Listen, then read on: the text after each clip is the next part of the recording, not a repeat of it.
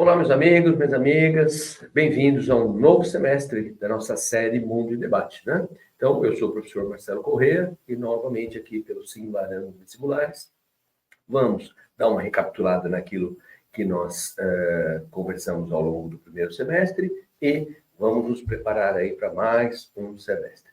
Vamos lembrar que os vestibulares, os grandes vestibulares, acabaram, né, antecipando as provas para dezembro. Não mais, né, como tínhamos muitas provas de segunda fase, sobretudo em janeiro. Então, isso vai fazer com que até o conteúdo aí de atualidades, né, acaba que vai dar uma encolhida. Bom, por um lado também, né? Mas vamos lá, vamos ver. Qual foi o nosso papo? Nós começamos o ano falando do quê? Vamos ver aqui, ó, essa matéria aqui. Falamos de uma reunião da OTAN, né? Lembrando que a OTAN, uma aliança militar, criada lá em 1949, naquele contexto, né, do mundo pós-Segunda Guerra, da chamada Guerra Fria, né? Então, Estados Unidos, Canadá, Europa Ocidental, eles articularam uma aliança militar, né, no estilo defesa mútua, né? Se um for atacado, vamos todos em defesa deste. Né? O mundo mudou bastante, tinha também aliança militar do lado soviético, né? Chamado Pacto de Varsóvia. O mundo mudou bastante, a União Soviética acabou, né? Mas a OTAN, ela vem se reinventando, né? Inicialmente, a OTAN afirmava que precisava se fortalecer, pois temos um novo inimigo, que seria o terrorismo, né? E na última década, sobretudo, né, um novo inimigo seria, eventualmente, um ataque proveniente da Rússia. Né? Como o mundo mudou, né? Nos anos 90, a Rússia chegou a participar de reuniões da OTAN, né, como um convidado. E hoje, a Rússia é um assunto, né? Vamos lembrar que a Rússia invadiu a Ucrânia em 2014. Né? Em 2014, a Rússia anexou uma parte da Ucrânia, né? A península da Crimeia. E agora, em 22, invadiu o leste da Ucrânia, e tanto que nessa imagem, quem aparece aí é Zelensky, é o presidente da Ucrânia, que inclusive não deveria estar na presidência, ou sim, sei lá, reeleito, né? Ele cancelou a eleição em meio à guerra. Né? Bom, e a discussão maior é se a Ucrânia entra ou não entra para a OTAN. E essa foi a motivação da invasão. A Rússia invadiu a Ucrânia antes que ela entrasse para a OTAN. A Rússia não aceita, né, um vizinho, né, com uma fronteira imensa fazer parte da OTAN, por onde poderiam muito bem circular tropas americanas. Né? A partir dali, quem sabe até uma invasão. Bom, então esse é o assunto, né? Se a OTAN aceita ou não aceita a Ucrânia.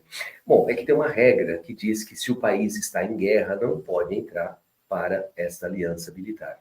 Então, vamos ver que fim vai dar.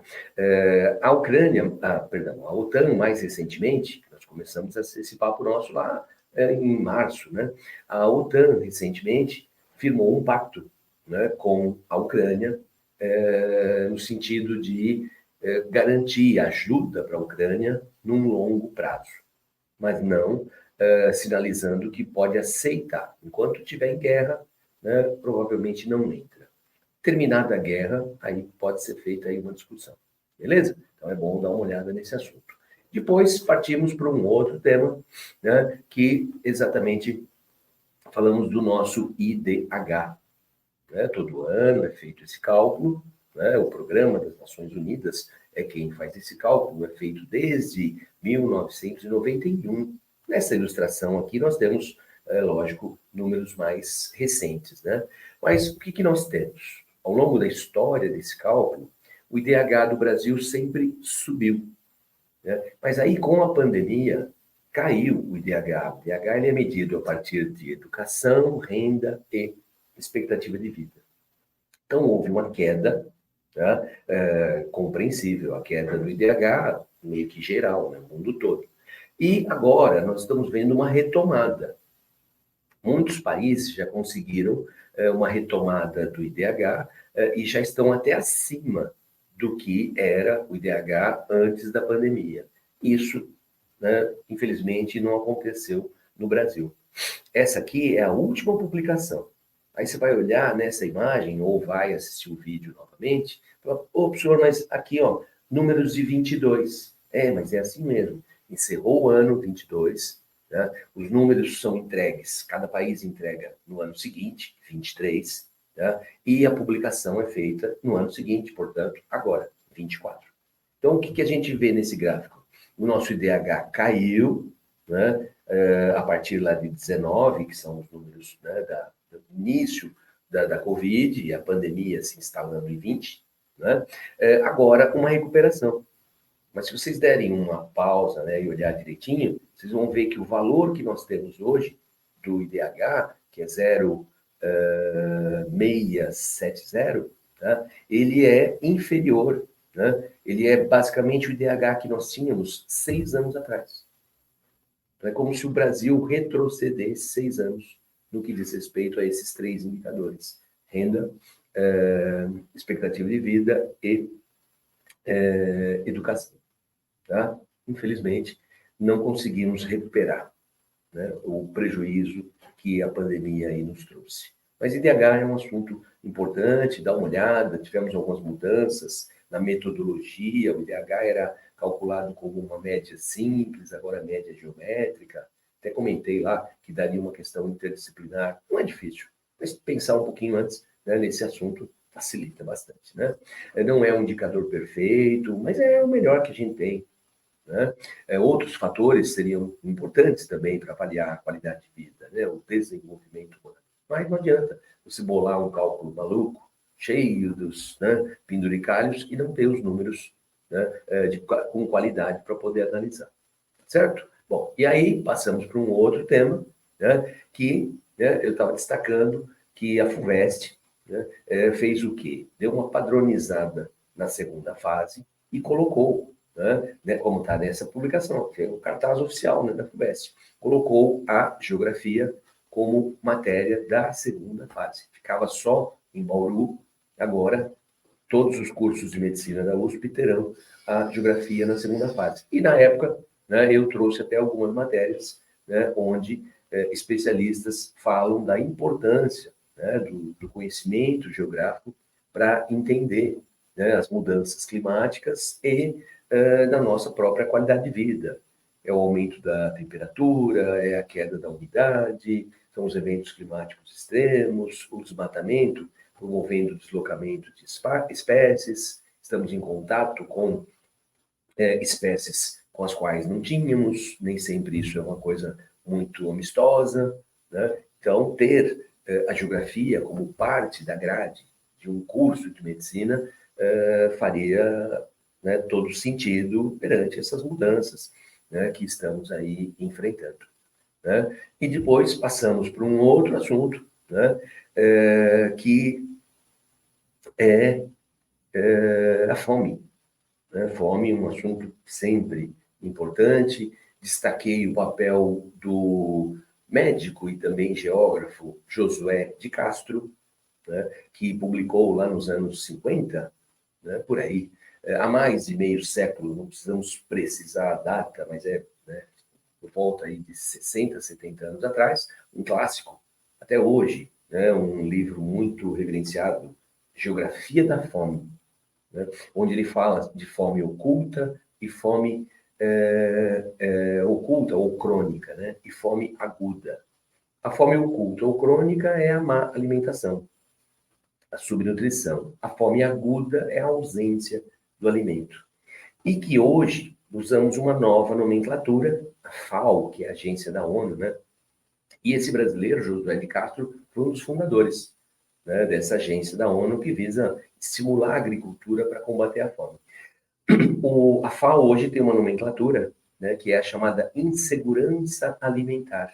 Insegurança alimentar leve, moderada e grave, que é a mais preocupante, né? Grave é a ausência, é sentimento de fome, né? Você ter essa, passar dias sem comida, né?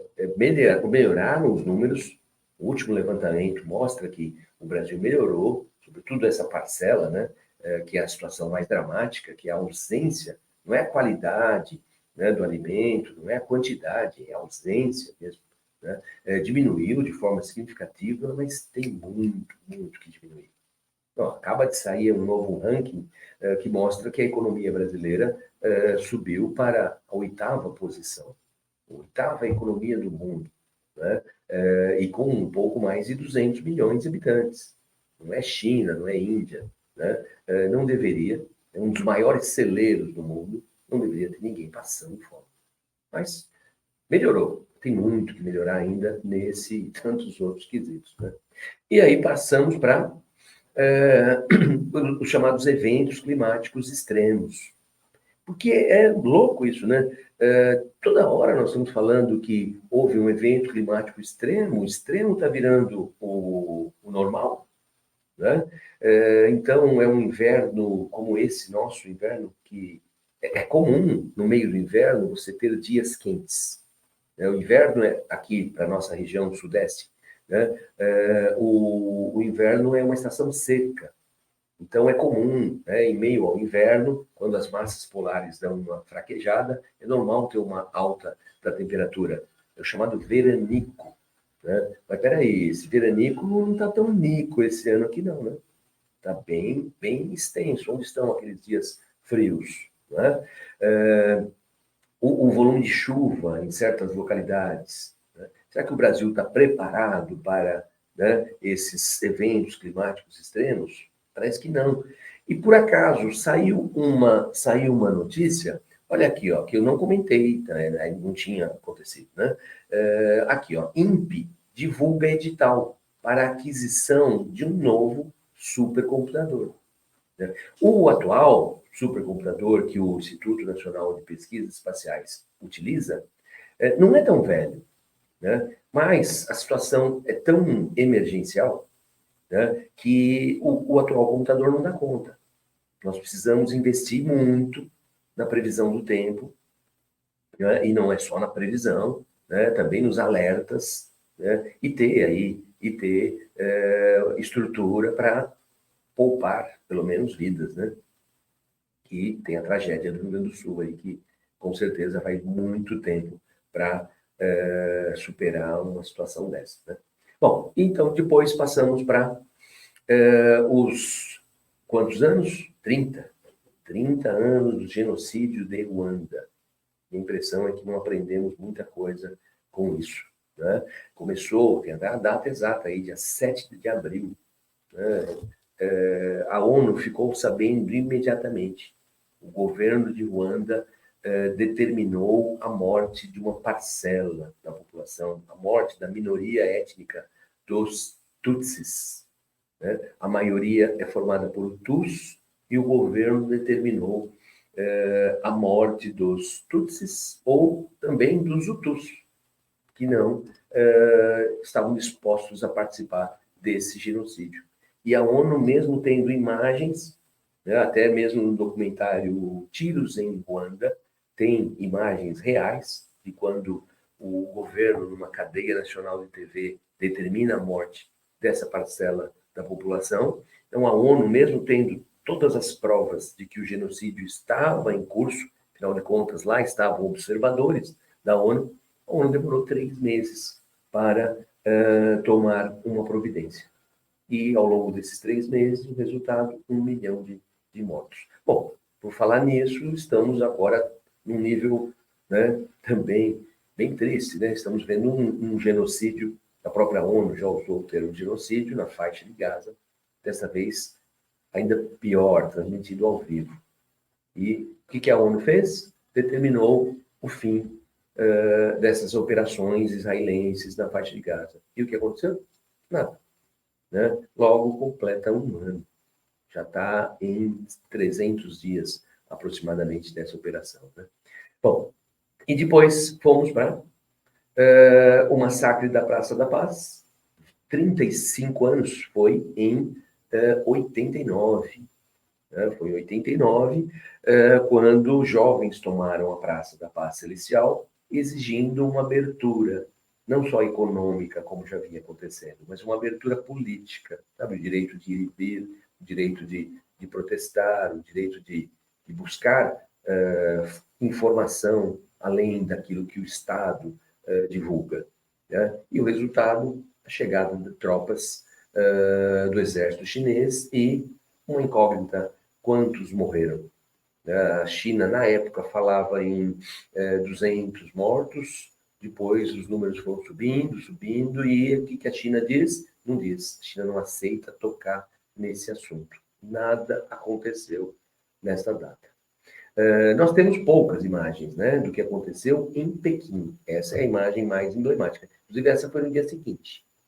O massacre foi exatamente no dia 4 de junho de 89.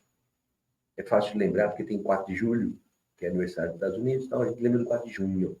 Essa imagem foi do dia 5, quando os tanques impediam o acesso à praça, para não ter exatamente os registros. Mas dizem que isso aconteceu também em outros lugares, não foi só esse massacre. Esse, temos alguns registros, outros também aconteceram. E o medo é que isso se repita em Hong Kong, onde a liberdade de expressão já era, né? E também em Taiwan, porque o governo chinês promete anexar Taiwan ao seu território. Né? E claro, se você vive em Taiwan, você tem um IDH altíssimo, você tem liberdade de expressão, eleição, né, para presidente, eleições livres, e quando você vê que isso está, né, acontecendo, isso aconteceu na própria China, mas já se imaginava, mas está em vias de acontecer, no sentido de fim de liberdade, né, em Hong Kong, e poderá acontecer também em Taiwan, creio eu que é algo desesperador, ver o avanço aí dessa postura chinesa nesses territórios. E depois, comentei, finalizamos o ano, né, falando desses dois fenômenos, que El Niño, Laninha, né, o El Niño aqui, à nossa esquerda, né, quando é temporada de El Niño, nós temos um volume maior de chuva aqui na parte mais sul, né, do Brasil. Temos umas pancadas de chuva aqui na Grande São Paulo, intensidade maior, e no Rio Grande do Sul mesmo muita chuva. E seca na Amazônia. E quando é a laninha, é o inverso. Aí você vai ter muita chuva na Amazônia e você tem seca aqui para o sul. E o que está chamando a atenção é que são fenômenos naturais, né?